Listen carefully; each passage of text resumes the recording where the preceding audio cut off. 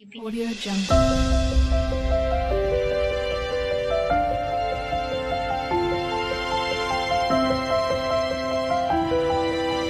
Audio Jungle.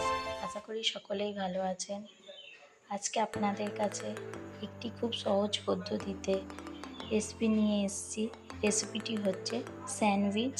বাচ্চাদের টিফিনে দেওয়ার জন্য খুব ভালো। এটি কিভাবে বানাই সেটি আপনাদের দেখাবো।